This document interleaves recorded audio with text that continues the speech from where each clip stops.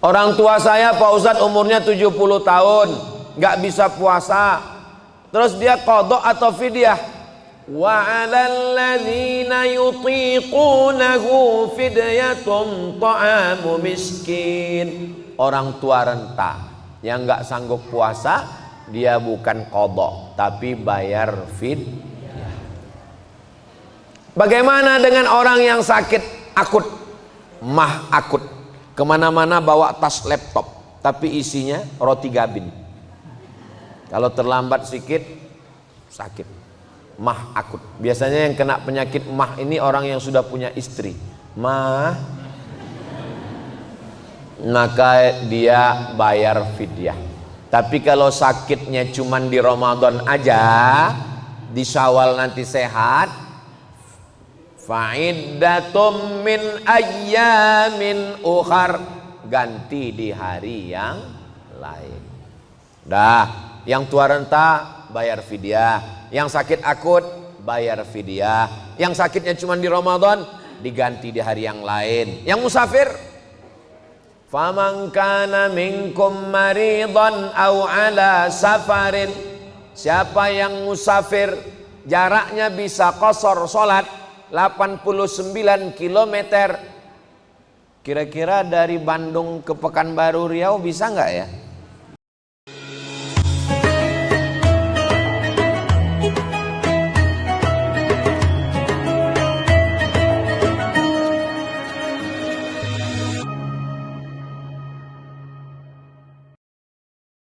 Gaji 13 belum cair, makanya harus serentak antara 1, 2, 3. La ilaha illallah, la ilaha illallah, la ilaha illallah, la ilaha illallah. Begitu kita sudah berzikir, maka Allah mengatakan, ala bidzikrillahi tatma'innul qulub.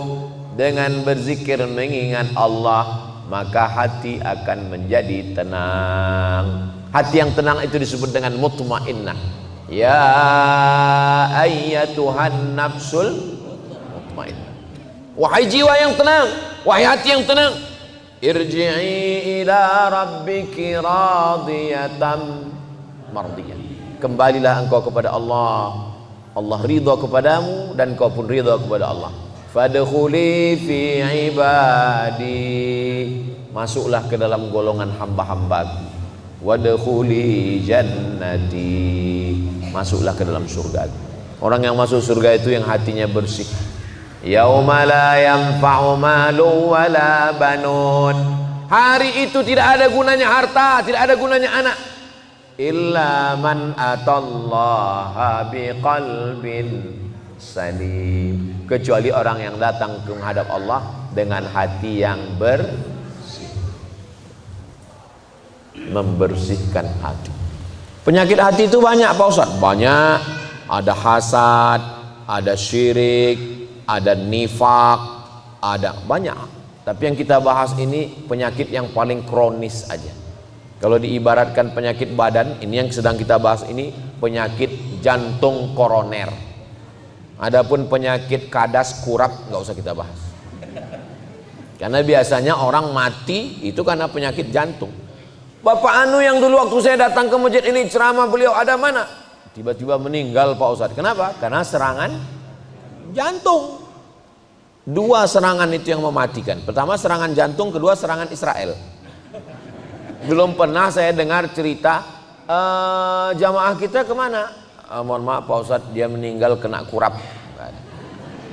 Makanya jantung, sebagaimana jantung itu sangat urgen, sangat penting di badan, begitu jugalah dengan hati kita ini. Maka kita jaga jangan sampai kena penyakit hasad. Kalau selamat dia dari hasad, hidup kita tenang.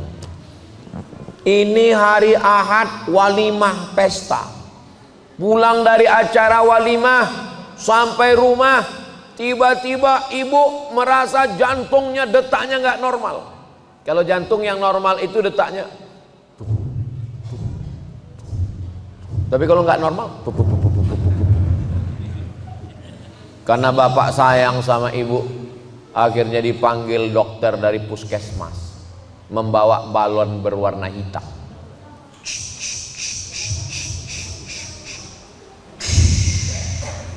Jangan jauh-jauh dari rumah ya Bu.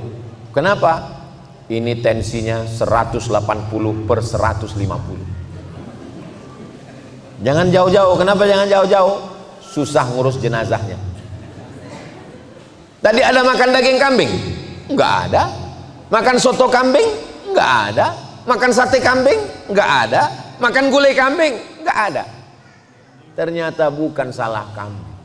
Salah jadi mana? Waktu kondangan tadi ada teman gelangnya besar betul.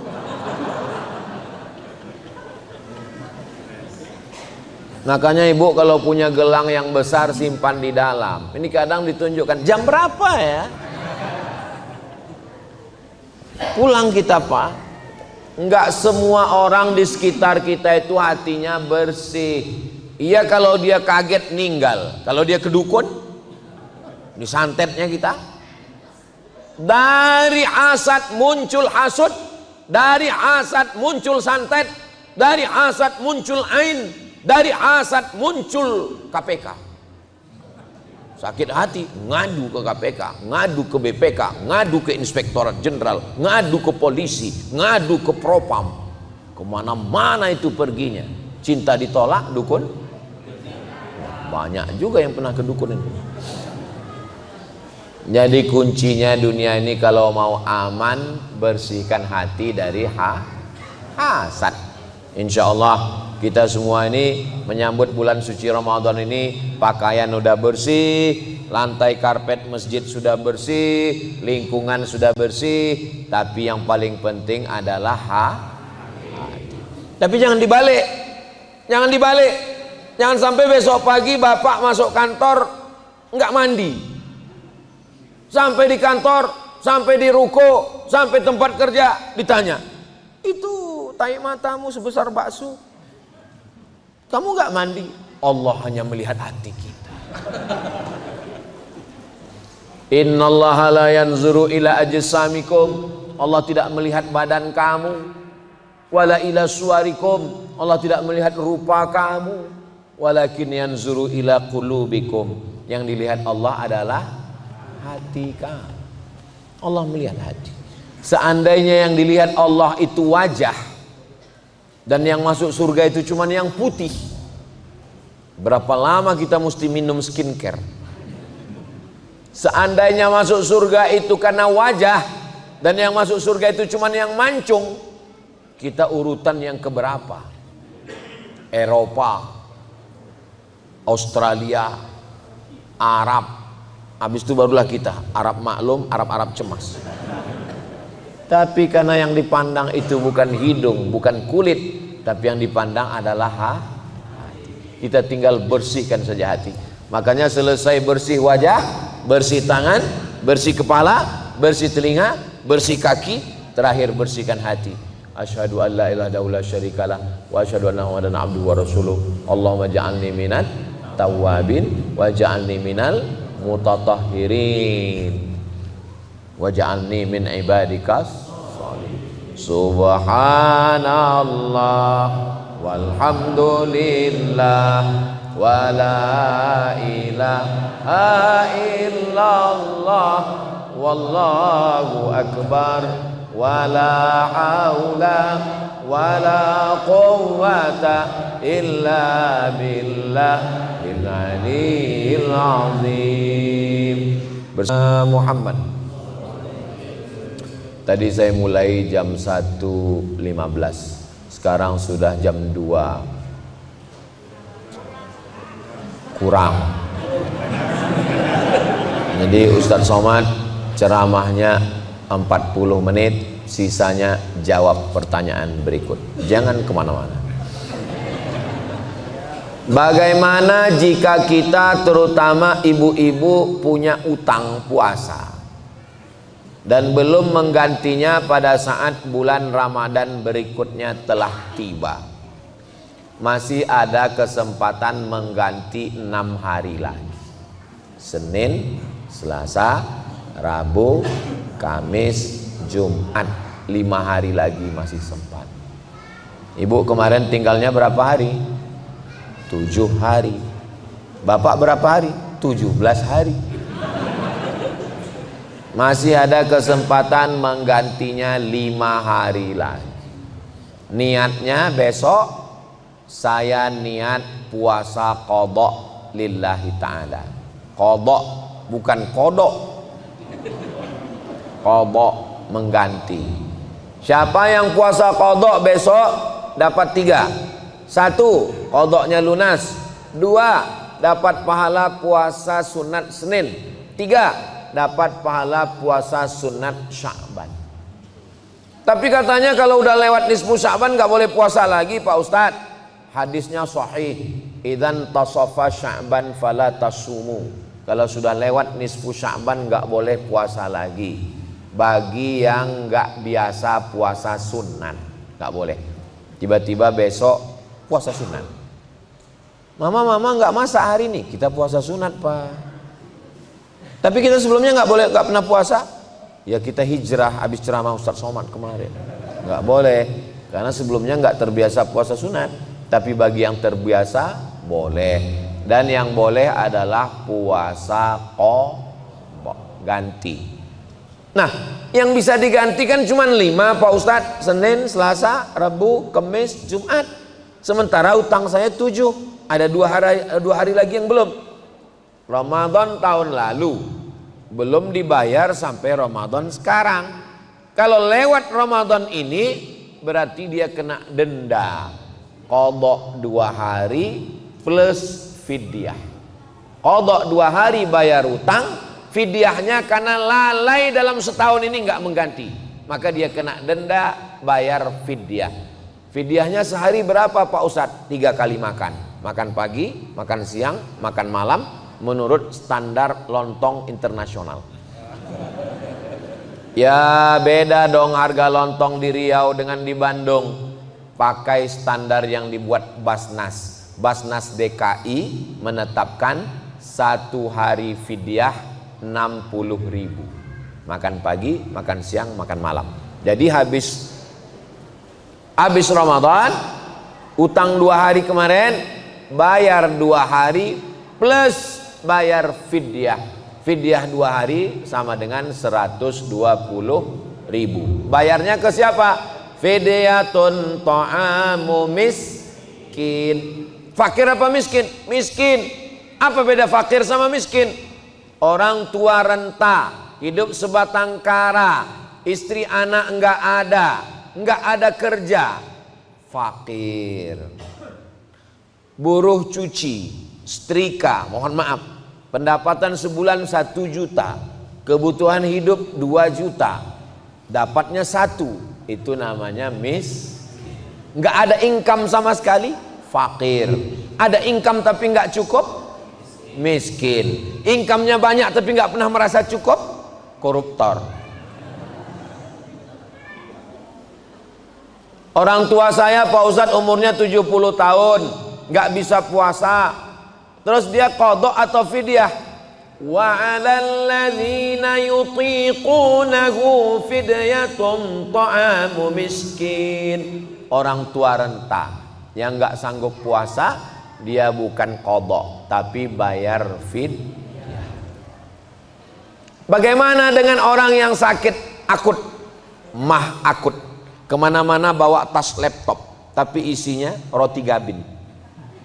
Kalau terlambat sedikit sakit, mah akut. Biasanya yang kena penyakit mah ini orang yang sudah punya istri. Mah, maka dia bayar fidyah. Tapi kalau sakitnya cuman di Ramadan aja, di Syawal nanti sehat, fa'iddatum min ayyamin ukhar, ganti di hari yang lain. Dah. Yang tua renta bayar fidyah, yang sakit akut bayar fidyah, yang sakitnya cuma di Ramadan diganti di hari yang lain. Yang musafir, faman kana minkum maridan aw ala safarin, siapa yang musafir jaraknya bisa qasar salat 89 km, Kira-kira dari Bandung ke Pekanbaru Riau bisa nggak ya? Bisa sekali. Bisa. 89 km. Maka boleh dia nggak puasa, nanti diganti di hari yang lain. Bagaimana dengan ibu yang mengandung dan menyusui? Ibu yang mengandung anak dan menyusukan anak, kalau dia tidak puasa karena dirinya, dia nggak puasa karena dirinya, maka dia qadha di hari yang lain. Nanti setelah anaknya umur 3 tahun, 4 tahun, udah bisa puasa. Istri saya suruh puasa, udah bisa puasa.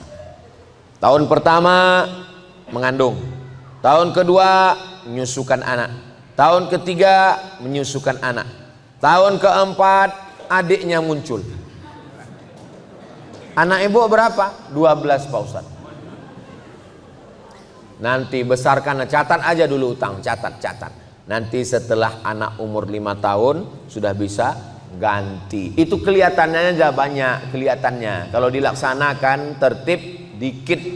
Cara kodoknya begini: Senin Kemis, Senin Kemis, Senin Kemis, Senin Kemis. 1 bulan berapa hari? 8. 10 bulan 80 hari. 11 bulan 88 hari. Tambah 2 hari 90. Badan sehat, selamat dari kolesterol, selamat dari racun pestisida, badan fit, dan irit uang belanja. Jadi bagus ibu qadha. Saya kalau tentang masalah qadha ini selalu ibu, karena ibu mengandung, ibu menyusukan anak. Tapi kadang bapak-bapak pun puasanya lebih banyak tinggal daripada ibu-ibu. Itulah untungnya kalau punya suami yang baik. Dia akan ingatkan ibu, mama, puasa kamu sudah diqadha atau belum? Tapi kalau dapat suami Fir'aun, mudah-mudahan cepat tenggelam di Laut Merah. Jangan diaminkan, nanti mati betulan.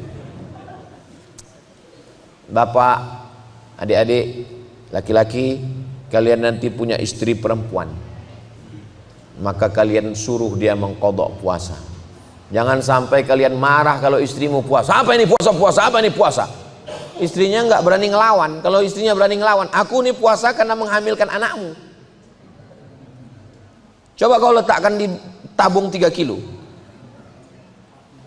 Apa hukum minum obat pencegah haid agar puasanya bisa penuh?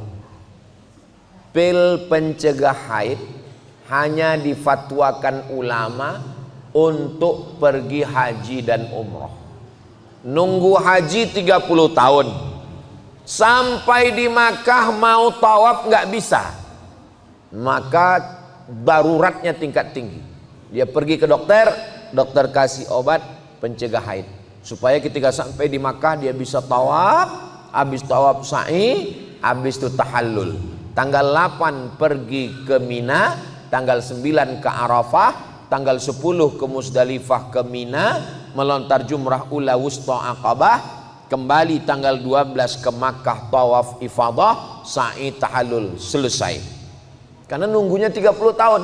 Tapi untuk Ramadan ulama tidak memberikan dispensasi untuk makan pil penahan haid.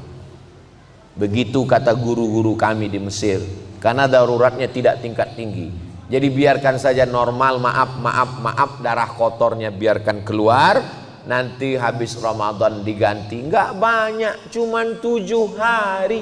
1 bulan puasa Senin Kamis selesai. Enggak banyak itu insya Allah. Mudah-mudahan nanti di bulan Syawal ada namanya puasa 6. Man shoma Ramadan, siapa yang puasa Ramadan, summa atsba'ahu sittan min Syawal, diiringi puasa 6 hari di bulan Syawal, kana kasyamid dahri, dapat pahala seperti puasa sepanjang tahun. Nanti pada saat bulan Syawal niatnya niat qadha.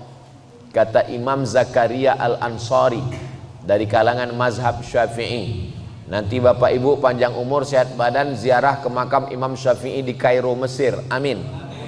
Nanti kita berangkat umroh bersama, ongkos tanggung masing-masing. Ziarah ke makam Imam Syafi'i, di sampingnya ada makam Imam Zakaria Al-Ansari. Imam Zakaria Al-Ansari berfatwa, dikutip pendapatnya oleh Syekh Atiyah Saqar dalam kitab Fatawa Al-Azhar, orang yang puasa qadha 6 hari di bulan Syawal otomatis dapat pahala puasa sunat Syawal, tapi niatnya niat qadha. Kertas terakhir ini, jamaah ini serius sekali, diketik, di print. Bayangkan kalau saya tidak jawab, didoakannya saya mati disambar geledek.